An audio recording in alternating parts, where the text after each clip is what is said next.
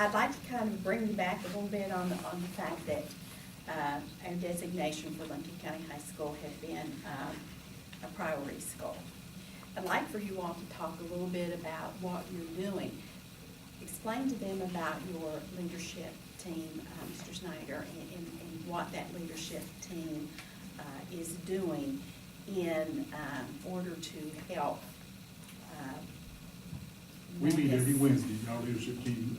We have the hour early or hour late for students, so which allows us to meet in our PLCs. During that PLC day, we also have taken our school leadership team and give them planning at a certain time. So whenever our A meets for 30 minutes during that PLC time, our leadership team gets together. We developed a Gantt chart. Where should I develop that? That actually has an entire list of things that, because we were selected as a priority school, that we have to do to meet the mark, I guess. It's probably somewhere of 97, 98 different activities that we have to go through and do. We've probably marked off 95% of those, I guess. It's anything from book studies to walkthroughs to looking at making sure we have PLC, minutes of meetings, that type of stuff. The focus is obviously student achievement. So what we're looking to do is make sure students are actively engaged every classroom, every period, every day. We're also making sure that we're giving quality instruction, not just worksheets as they talked about, but the instruction is quality and it's not just busy work. Also, and they mentioned the liaison that you have been assigned from State Department, Mr. Boggs. Now, how often does he come? It depends. He's there probably at least once a week, sometimes twice a week. Matter of fact, I met with him just today. We had some conversations. He'll be here next Wednesday. He shares sometimes with our leadership team as well as the entire staff. We're actually working on our academy for this summer, summer school academy. We're calling it Lincoln High School Academy for a couple of days. And he's helping us work with the speakers with that. And I've asked teachers to send me emails. What do you think is a priority for Lincoln County High School? And based on that input, we'll determine what that week will look like at Lincoln High School. So. And I think you had indicated earlier, one of the things that had been indicated when they did their diagnostic yes. Was student engagement, Yes. student leadership. And having the two students here being part of the presentation is something, because they had felt that looking at the school as a whole, that there were not enough leadership roles for students or input from students in regard to things that are occurring at your school. When you talk about conversations that you have with Mr. Boggs, tell us a little bit about what those conversations have. Mostly deal with the culture and climate of the school. That's usually his biggest concern with us. I was asking the newspaper fellow here, what we get to do is, because he had actually videoed this, is we have to go in and give what we call evidence that we're doing certain things that we're supposed to do. One of the things they talked about, as she said, was our students and their roles throughout the school. So we'll be able to take this video and put this on our high-quality website to prove to the State Department that we are providing the things we are say we're providing. It's just part of that Gantt chart. But yeah, climate and culture seems to be his biggest area for us. Well, several of the snow days that we were there, he came. He came, and it was like back-to-back, 2 days in a row, and we did, as teachers, a lot of activities to increase the climate among the teachers and the staff, so that we can have that positive attitude, for the students. One of the things that I've noticed, I've been over a couple of times and been trying to get there. You mentioned today in the hallway, one of the things that what's this activity that you were doing, and you said that you felt We do it a was- tardy sweep, okay, and we're assigned, like the first 5 minutes of our planning period, we voluntarily, teachers are giving up this time to do what we call a tardy sweep, and to make the kids more aware to get to class on time. And like you heard me say this morning, today, move it, you got, come on, let's move it. And it encourages them to move it in the hallways instead of standing there and lollygagging. Get to class on time. If they're not on time, then I've got a behavior form in my hand to give, as opposed to the teacher having to take care of that when they come into class, so that she's trying to get class started and she's having to try to take care of like these tardies. We've already taken care of it in the hallway, and we've gotten a movement in the right direction. It's been one of the most effective, I think, policies that we've ever started in our school, because the faculty is on board with that. We have seen a decline in tardies, which helps everybody out in the school, that the students are in their seats ready to go when the bell rings, you're ready to start instruction. And again, you don't have to deal with the paperwork yourself, you're ready to start your class. And there has been a massive decline in lunch detention because the kids are getting to the classroom on time. And that's what we're focusing on, is be responsible for yourself, get to class on time. And it takes away so much of just the discipline that we would have to deal with. And it's been a major effective strategy. It has helped out tremendously in the hallways. And even our bell, Tremendously. we have a teacher saying, hey Panthers, you have 1 minute to get to class. So they hear that. When they hear that, they know it's time to start moving to class. It's not just a bell on a bell or a funny buzzer. So I'm going to work on some of those too. And the kids respond to Kids it. The respond to kids it, are, yes. well, I gotta get going, and really that's what we want them, is to have to be ready to go to class and to not linger in the hallways. And the warning bell and like the sweeps, very effective. And actually, that was something that we learned from the Sissonville trip to the school at Sissonville. That's something that they did with their school, and it makes major differences in the tardies. It's very effective. That was another thing I wanted you to talk about, was the visit. That was an idea or a suggestion from Mr. Boggs. Talk about that a little bit. Well, I guess they changed principals at Sissonville High School. And it had been a fellow who had been there for a long, long time, and they felt they were stagnant. So this guy came in and kind of turned it around, and didn't spend a whole lot of money. He said that the big thing that he did was talk to kids and have conversations with kids. One of the things he talked about doing that we're going to try to do maybe next year is breakfast with the principal. And what that means is just, if kids want to come in and kind of talk to you about what's going on in the building, or something that they see, or something they'd like to change, you give the kids opportunities for that. The hall sweep was the same thing. We picked that up and made that happen quickly. I don't know if you've been to the high school lately, but when you walk in the main doors, you'll see 4 big banners. LCHS, what's that stand for, guys? Leadership, commitment, service, and honor.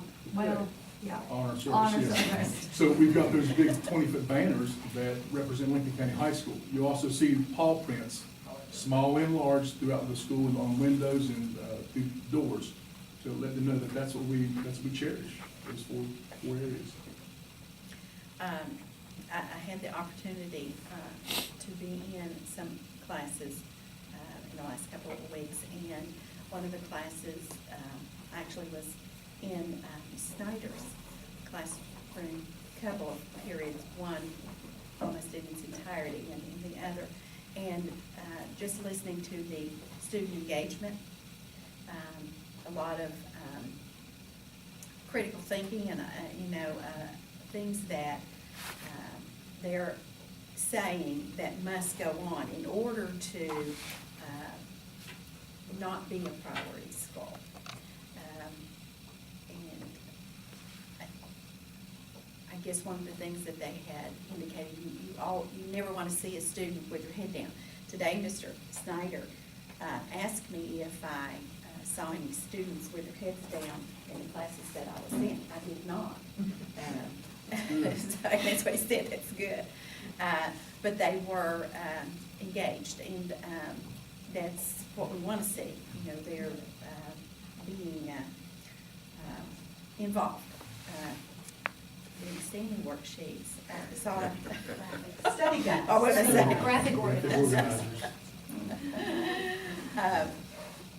But some activities, that were going on, and again, like being in Mrs. Snyder's class, she was,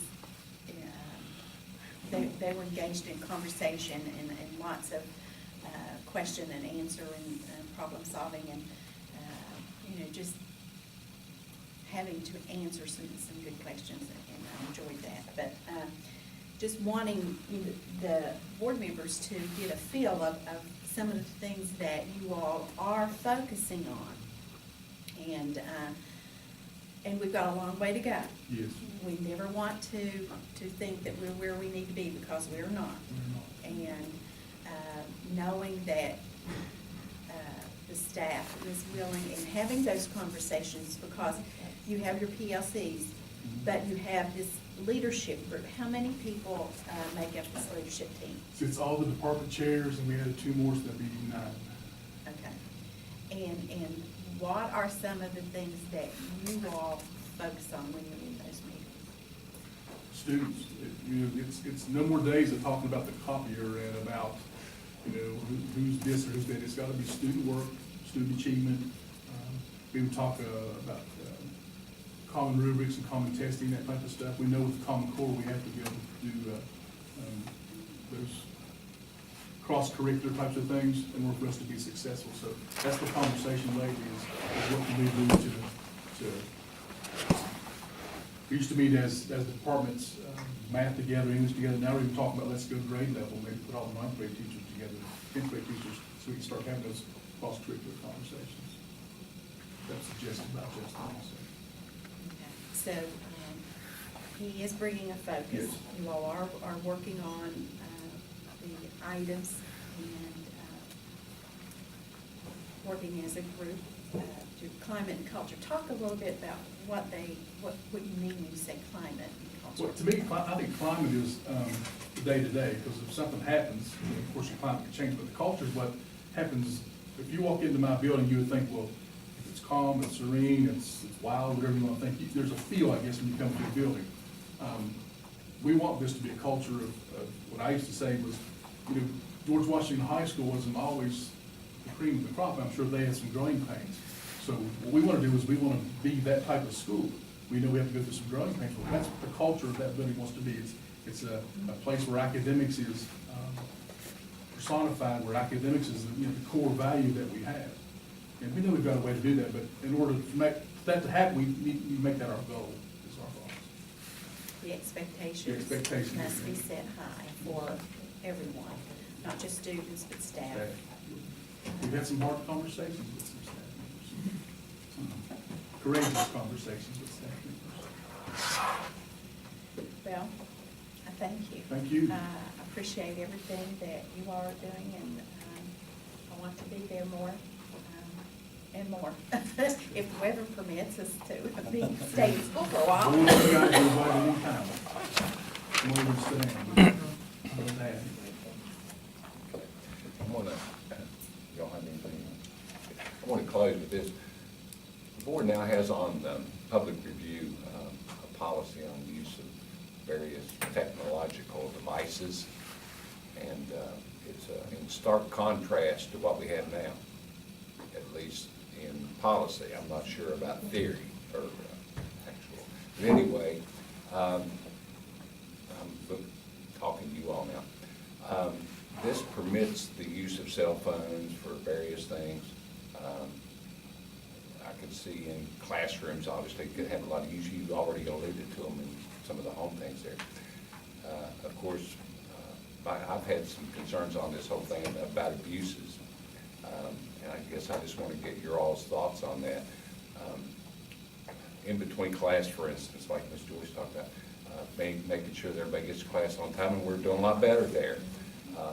If we're all of a sudden able to use my device here, are we going to have a problem with that? I mean, is this going to result in some negative things occurring that we don't want? Are students going to be able to use those in class in an improper way between classes? Do you all have any thoughts Well, on that? I don't think so, because like they mentioned, we do have the tardy sweep, and kids know if they don't get to class by the tardy bell, then they're gonna get lunch weekend. So I think kids will put their phones away and get to where they need to be so they can avoid lunch detention. Even though I want to text my girlfriend, I think they'll put it away. This is the consequences. I mean, the consequences will be greater. I mean, would you rather just put it away, get to class, or would you rather have it taken and also get written off? Because I think what they do now is, we have that the first 15 minutes of class, and the last 15 minutes of class, we don't let anybody out unless it's an emergency. So they got that little 15-minute time between class, I go to the bathroom, and I think probably sometimes if they want to text their girlfriend, they probably go to the bathroom. Well, where there's a will, there's a way, I know that. I know when Mr. Daly came over, he actually addressed the Honor Society students because he wanted to get some feedback from them. And so they actually met as a group and called Jessica in the Honor Society as well. And my concern as a teacher was, okay, if we give you this time, before school, during lunch, in the hallways, then I'm going to be a lot tougher in the classroom. There should be no sneaking, it shouldn't be anywhere, I shouldn't even have to tell you to put it away, because we're giving you this time. So it's kind of a give and take relationship, okay, if you have the opportunity to use it during the school day, then when you're in a classroom, it should never be out. So again, that's gonna be something to watch to see if, students do take responsibility and, act accordingly that, okay, we should be good, they're giving us time to use it, let's really be good in the classroom and make sure we don't, try to sneak under the table or whatever they try to do. But it's gonna be interesting to see how it plays out, because, And I think it's a battle to fight, you have to keep on them because they wanna get them out. And as the principal, I would want to give them the benefit of the doubt Right, until they show me that they yeah. could. And most of the kids said, yeah, if you did give us more time, we wouldn't need to try to sneak or try to, if they get some of that flexibility that Well, they. a lot of it's takes also responsibility. not just texting, it's a lot of other things. There are a lot of things that we can do with this that are way more beneficial than just texting somebody about, hey, can you do this or whatever. As the TIS, this thing is how people get hold of, this is how if somebody has a problem in the classroom, they send me a message. If, like Whitney Coons sent me several messages today about adding something to the announcements for tomorrow and whatnot. But it's also, there's, using your calendar app, having kids put in stuff, not having to try to keep up with a paper agenda. Because they're always gonna have this with them. I need to do that every single day. If I get homework, I put it in my reminders. So at 3:30, when I walk into my locker, and I'll get it's like a text message that pops up, telling me I need to take my history book home, I need to take my English book home. That way I know what I have to do when I get home. There's so many different apps on your phone, like what we do, follow something called MyFitnessPal for health and diet and exercise and things. When I teach that in my curriculum, and they've got an app where they can follow what they're eating, how much exercise they're doing, what kind of diet and nutrition. We pull up those apps and we can actually see what some of what McDonald's Big Mac, how many calories and fat grams and all that stuff it has on it. So there's so much on there that is so easy for the kids to have access to in their hand. I was about to say, there's such a diverse level of apps. I mean, this is the definition of differentiated learning. Because what works for me probably won't work for these guys, but they'll find something that'll work for them to get the same project done, the same task done. A lot of the different multimedia stuff that we use, when we don't have access to a camera to shoot the news, we're shooting it on our phones, we're editing in iMovie, we're sharing it directly to YouTube from there without ever having to touch a keyboard or a mouse. I mean, there are a lot of little things that we can do. And as far as kids doing nefarious type things, those kinds of kids are gonna do that anyway. But it's taking that fear away from the kids who are doing it the right way and letting them pull out their phone in class and put in my homework assignments right then and there instead of having to wait till in between classes or whatever. And if you walk down the hallways now, in between classes, you'll notice there are a lot of kids that have their phone out. It's not a hindrance to them getting to class, because right now they're popping it up, they're looking at it, they're checking the time, they're checking their messages, and they're getting to where they need to be. Well, we've, like I said, the policy is on review, and I know there are many positive attributes to it all. And hey, I put my things in here too. They can talk about me all they want. But I understand the good, and you may have made a good point there. Obviously, that their rules are made to be broken, and some people are going to do it regardless. But we're going to address that, I guess, next month, isn't it, when it comes up, and we'll vote on that. We'll see how it works out. But I did remind Mr. Daly the other day when he was in here defending all this, that, if things don't work, we always rescind policies, you know what I mean? So that would, but I'm certain that won't be the case, and it'll be used in a proper way. Okay, I'll get off of that, whatever that is. Anything else from you, Vaughn? Anything for you, Ms. Smith? All right, thank you all for coming, we appreciate She was you. on there. Thank you. She's gonna let